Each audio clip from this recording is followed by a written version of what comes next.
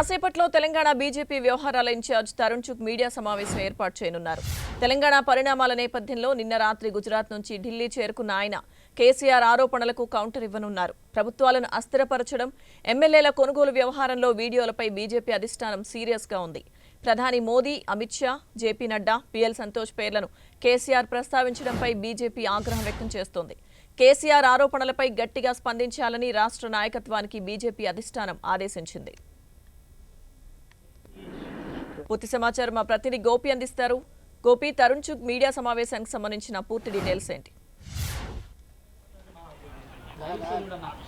మరి కాసేపట్లో తెలంగాణ బీజేపీ వ్యవహారాల ఇన్ఛార్జ్ తరుణ్ చుగ్ మీడియాతో మాట్లాడబోతున్నారు. మునుగోడు ఉప ఎన్నికలు, అలాగే తెలంగాణ ముఖ్యమంత్రి కేసీఆర్ నిన్న బీజేపీపై చేసిన ఆరోపణలు, ఎమ్మెల్యేల కొనుగోలు వ్యవహారంతో పాటు 4 రాష్ట్రాల్లో ప్రభుత్వాన్ని అస్థిరపరిచేందుకు కుట్రలు జరుగుతున్నాయి. దీని వెనుక ప్రధాని మోడీ, అమిత్ షా, జేపీ నడ్డా సహా బిఎల్ సంతోష్ పేర్లు ఈ వీడియోలో బయటకు రావడం జరిగింది. దీన్ని దేశవ్యాప్తంగా ప్రచారం చేసి ప్రజాస్వామ్య శక్తుల్ని ఏకం చేస్తాను, న్యాయ పోరాటం చేస్తా అని చెప్పి కేసీఆర్ చెప్పారు. అయితే ఈ ఆరోపణలకు సంబంధించి ఇప్పటికే బీజేపీ నాయకులు కిషన్ రెడ్డి కానీ, డీకే అరుణ సహా బండి సంజయ్, ఇతర నాయకులంతా కూడా స్పందించారు. జాతీయ నాయకత్వం కూడా కేసీఆర్ ఆరోపణలపైన ప్రధానంగా ఫోకస్ చేశాయి. అలాగే తీవ్ర ఆగ్రహాన్ని వ్యక్తం చేస్తున్నట్లుగా తెలుస్తుంది. ఎందుకంటే ఒక జాతీయ పార్టీ, ప్రధాని మోడీ, అలాగే అమిత్ షా, జేపీ నడ్డా జాతీయ నాయకత్వం పైన ఆరోపణలు చేస్తే పార్టీ ప్రతిష్ట దిగజారుతుంది. ఇవన్నీ కూడా అసత్య ఆరోపణలు అన్న అంశాలని ప్రజల్లోకి తీసుకెళ్లేందుకు ముఖ్యంగా మీడియా ముందుకు రాబోతున్నారు ఈరోజు బీజేపీ నేతలు. అది ప్రధానంగా తరుణ్ చుగ్ కానీ, అలాగే కిషన్ రెడ్డి కానీ, ఇతర నేతలు కూడా ఈరోజు ఈ అంశం పైన స్పందించబోతున్నారు. కేసీఆర్ మాట్లాడిందంతా కూడా బూటకం, ఒక డ్రామాని చిత్రీకరించి బీఆర్ఎస్ పేరుతో ముందుకు రాబోతున్నారు. సో ఆయన పాపులారిటీని పెంచుకునేందుకు ఇటువంటి ఆరోపణలు చేస్తున్నారు అంటున్నారు. అయితే న్యాయ పోరాటం చేస్తామని చెప్పి కేసీఆర్ అంటున్నారు. కాబట్టి ఈ అంశం పైన, ఈ నిందితులకు సంబంధించిన కేసు ఈరోజు సుప్రీంకోర్టులో విచారణకు సైతం రాబోతోంది. అలాగే బీజేపీ సైతం ఏమైనా న్యాయ పోరాటం చేస్తుందా? ఇప్పటికే రఘునందన్ ఇటు తెలంగాణ ఎమ్మెల్యే ఈడీని ఆశ్రయించారు. అలాగే ఎన్నికల సందర్భంగా ముఖ్యంగా బీజేపీ కేంద్ర నాయకత్వం ఎన్నికల సంఘానికి సైతం ఈ అంశంపైన సిబిఐతో దర్యాప్తు జరపాలని చెప్పి ఫిర్యాదు చేశారు.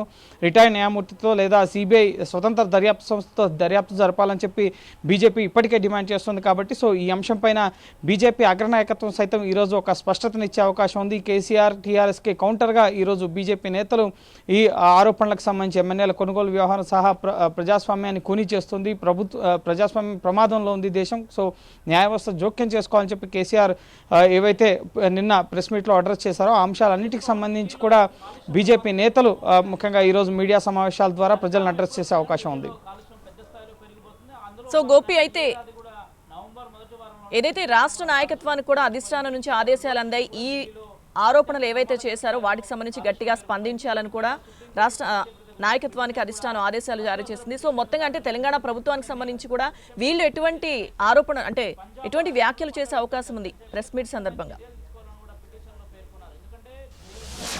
ప్రధానంగా ఇదంతా కూడా ఒక ఆర్గనైజ్డ్ డ్రామాగా బీజేపీ నేతలు అభివర్ణిస్తున్నారు. కేసీఆర్ ఈ 3 నిందితులతో కూడా ఒక నాటకాన్ని చిత్రీకరించి దాన్ని ప్రజల్లోకి ఈ ఆడియోల్ని, వీడియోల్ని వీటన్నిటిని కూడా వరుసగా రిలీజ్ చేస్తూ తన పాపులారిటీని పెంచుకోవాలనుకుంటున్నారు. ప్రజాస్వామ్యాన్ని అపహాస్యం చేసే విధంగా ఇతర పార్టీలో గెలిచిన ఎమ్మెల్యేలని తమ పార్టీలో చేసుకుని మంత్రి పదవులు ఇచ్చారు. సో బీజేపీ ఏం చేసినా సరే దానికి ఒక ఆర్గనైజ్డ్ పద్ధతిలో చేయడం జరుగుతుంది. ముఖ్యంగా చేరికల కమిటీ ఉంది. ఎవరినైనా పార్టీలో చేర్చుకోవాలంటే ముఖ్యంగా ఇతర పదవుల్లో వారు ఒక పార్టీకి సంబంధించిన ఎమ్మెల్యే పదవిలో ఉంటే ఆ పార్టీకి ఎమ్మెల్యే పదవికి రాజీనామా చేసి మళ్ళీ బీజేపీలో చేరి ముఖ్యంగా ప్రజాక్షేత్రంలో గెలిచిన తర్వాత మాత్రమే ముఖ్యంగా వారి పదవుల్లో ఉంటారు. కానీ కేసీఆర్ లాగా ఇతర పార్టీల్లో గెలిచి తమ పార్టీలో చేరిన వారికి మంత్రి పదవులు ఇవ్వడం ఇటువంటివి ఉండవు. ఇదంతా కూడా పూర్తిగా బీజేపీని అప్రతిష్ట పాలు చేసేందుకు, అలాగే బీఆర్ఎస్ పేరుతో ఇప్పుడు జాతీయ రాజకీయాల్లోకి వస్తున్న తరుణంలో దేశవ్యాప్తంగా ముఖ్యంగా ఎన్నికలకు ముందు ఒక ప్రచారాన్ని నిర్వహించేందుకు ఇదంతా చేస్తున్నారన్నది కిషన్ రెడ్డి కానీ, డీకే అరుణ కానీ ఇతర నేతలందరూ కూడా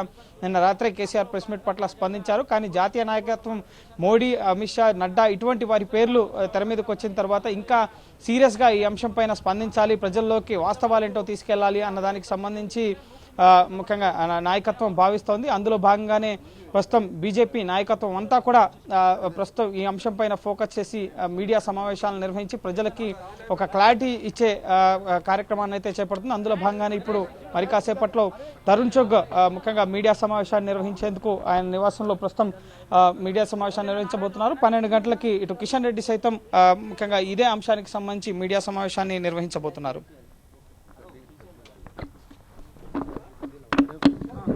2 मिनट लगेंगे, मैं इस पर बैठ नहीं सकता, मेरे चोट लगी, मैंने क्या कर दिया।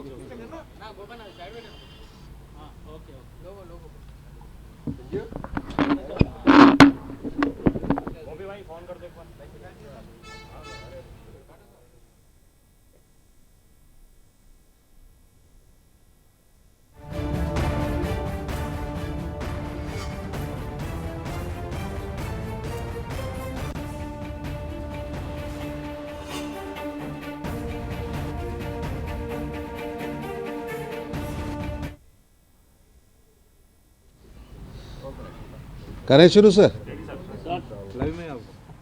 भारतीय जनता पार्टी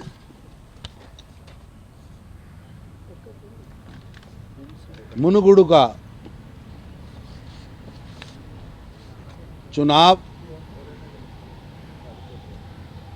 बड़ी मेहनत के साथ, पूरी निष्ठा के साथ भारतीय जनता पार्टी के सभी कार्यकर्ताओं ने लड़ा है।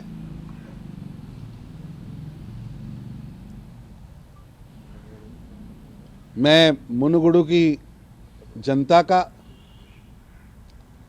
भारतीय जनता पार्टी तेलंगाना का धन्यवाद करता हूं, जिन्होंने इस लोकतंत्र के पर्व के अंदर इस लोकतंत्र के पर्व को उत्साह के साथ मनाया।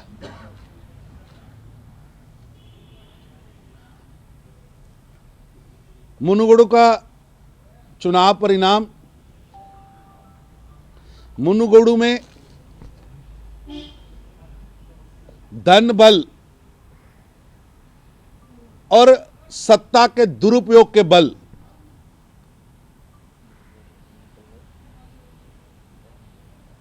से लोकतंत्र को हथियाने का प्रयास, षड्यंत्र केसीआर साहब ने रचा था। वो षड्यंत्र वहां की जनता ने निष्फल किया है और निश्चित रूप से मुझे पूरा विश्वास है कि तेलंगाना में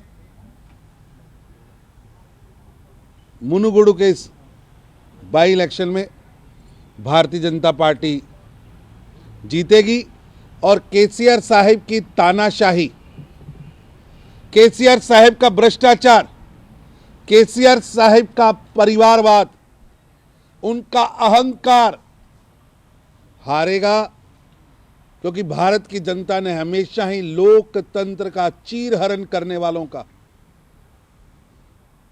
अहंकार तोड़ा है। जिस तरह चुनाव से कुछ घंटे पहले तक केसीआर के मंत्री विधायक मुनुगुडु में बैठे थे, पूरा सरकारी तंत्र, धन, जिस तरह की वीडियोस प्रेस के सामने आई हैं, इन सब के बावजूद तेलंगाना की जनता, मुनुगुडु की जनता बहुत समझदार है। वो केसीआर साहिब को सबक सिखाएगी। केसीआर साहिब प्रधानमंत्री श्री नरेंद्र मोदी जी पर, देश की केंद्र की जनहितैषी सरकार पर लगातार आरोप लगा रहे। केसीआर साहब, आपको प्रधानमंत्री बनने का नया शौक आया है।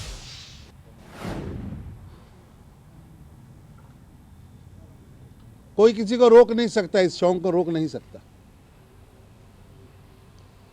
पहले भी लगभग 1.5 दर्जन प्रधानमंत्री पद के उम्मीदवार हैं और उन्हें लगता है कि लोकतंत्र को धन से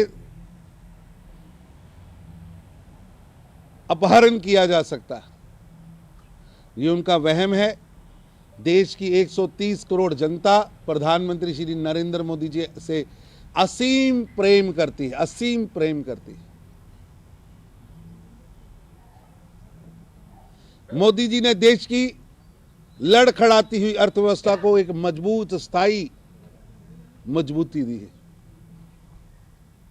देश के अंदर गरीबों के जीवन में परिवर्तन लाया।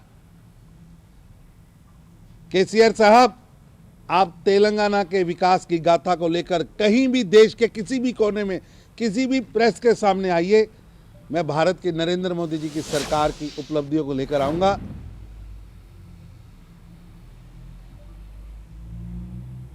आपके पास बताने को कुछ नहीं। देश के अंदर 12 करोड़ गरीबों के घरों में रसोई गैस पहुंचा है। लगभग 11.5 करोड़ गरीबों के घरों में शौचालय पहुंचा है। 50 करोड़ गरीबों को मेडिकल इंश्योरेंस से जोड़ा गया। 80 करोड़ गरीबों के घर पे भोजन पहुंचा है। करोड़ों नौकरियां मिली हैं, रोजगार मिले। हर घर पीने से पानी नल द्वारा पहुंच रहा है। योजनाएं काम कर रही। आपके पास बताने को कुछ नहीं है। आज भी तेलंगाना की जनता डबल बेडरूम,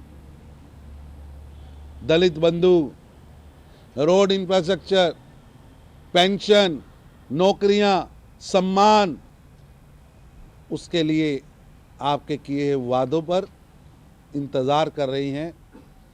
और तेलंगाना की जनता ने मन बना लिया है कि केसीआर साहब बाय बाय, केसीआर साहब बाय बाय। अब जनता आपको तेलंगाना से मुक्ति चाहती है और निश्चित रूप से वो मुक्ति मिलने वाली है। सर, मगर कल केसीआर ने वीडियोस रिलीज किए, इसमें नड्डा, बीएल संतोष, अमित शाह ने इनका सरकार को गिराने के लिए पैसा खर्च कर रहे हैं। ऐसा है कि मैंने पहला मुख्यमंत्री देखा है जो टीवी पर आकर कह रहा है मेरे विधायक बिक रहे हैं, मेरे विधायक बिक रहे हैं, केसीआर की पार्टी बिक रही है।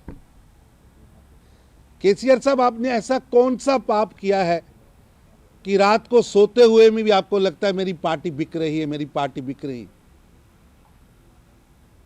ऐसा क्यों लग रहा है कि आपके हाथ से पार्टी, स्टेट, लोगों का दिल आपसे टूट चुका है? असल में आपके पाप बोल रहे हैं। 8 साल की सत्ता की जो 5 स्टार 7 स्टार कल्चर में आपने जो जीवन जिया है और तेलंगाना की जनता को भगवान भरोसे छोड़ दिया। एक तरफ प्रधानमंत्री नरेंद्र मोदी जी जो कोविड की जंग के लिए नायक बन के आते हैं, एक तरफ मोदी जी 80 करोड़ लोगों के घरों में भोजन पहुंचाते हैं, 225 करोड़ लोगों को इंजेक्शन लगाते हैं, और दूसरी तरफ 7 स्टार फार्म हाउस में आराम फरमाकर कोविड के समय को गुजारने वाले केसीआर साहिब आपका पाप बोल रहा है। अब आपके पाप के भार पर आपकी सरकार से पाप का भार हैवी हो चुका है। वो 3 लोगों को बीजेपी से क्या संबंध है सर? वो वीडियो में जो भारतीय जनता पार्टी का कोई संबंध नहीं है। और खुद हमारे प्रदेश अध्यक्ष संजय बंडी जी मंदिर में जाकर उन्होंने शपथ ली है। केसीआर साहब, अगर आप सच्चे हैं तो उसी तरह गीले शरीर से मंदिर परिसर में जाकर आप भी शपथ लें। जनता सच जानना चाहती है। ये एक फिल्मी पटकथा है जो केसीआर साहब ने अपने 7 स्टार फार्म हाउस में शाम को लिखी है। केवल फिल्मी पटकथा। Sir, the CM yesterday itself he said many times the 3 brokers who are trying to poaching the MLAs, 4 MLAs, they mentioned many times Amit Shah, Modi and your party. ऐसा है कि केवल झूठ झूठ झूठ झूठ। अगर इसमें सच्चाई है तो जाके आप शपथ क्यों नहीं लेते? पहली सरकार है जिसके बाद बहुमत से भी ज्यादा विधायक हैं, जिन्होंने खुद 26 कांग्रेस के विधायक, टीडीपी के विधायकों को तोड़कर शामिल किया है। लेकिन उन्हें डर लग रहा है, अपने पापों से डर लग रहा है, जनता के आक्रोश से डर लग रहा है। ये भय किस बात का है केसीआर साहब? ये भय बताता है कि केसीआर की सरकार ने टीआरएस ने वहां पाप किए हैं, जनता उस पाप का बदला लेना चाहिए। तेलंगाना में नहीं बल्कि आंध्रा और राजस्थान, दिल्ली में भी सरकार गिराने के लिए कोई बात नहीं, केसीआर साहिब, चुनाव सबके लिए खुला है और भारतीय जनता पार्टी के कार्यकर्ता पूरी तरह मजबूती से पार्टी के काम में लगे हैं। देश की जनता मोदी जी के साथ है, मोदी जी के साथ है। 100 करोड़ रुपए तक दे रहे एमएलए लेने के लिए। एक भी एमएलए खरीदने का प्रयास ना किया है, ना करते हैं। लेकिन केसीआर साहब, आपको क्यों लगता है कि आपके विधायक बिक रहे हैं? ऐसे विधायक हैं आपके पास जिनको अपनी पार्टी के विधायकों पर विश्वास नहीं, जिनको अपनी पार्टी के नेताओं पर विश्वास नहीं, जिन्हें ये लगता है कि जनता उन्हें सबक सिखाने वाली है, इसलिए ये डर, ये भय इसलिए उनके अंदर बोल रहा है। सर, ये न्यायस्थान को आक्षेप कर रहे बोल रहे केसीआर ने, इसके बारे में क्या कहना है?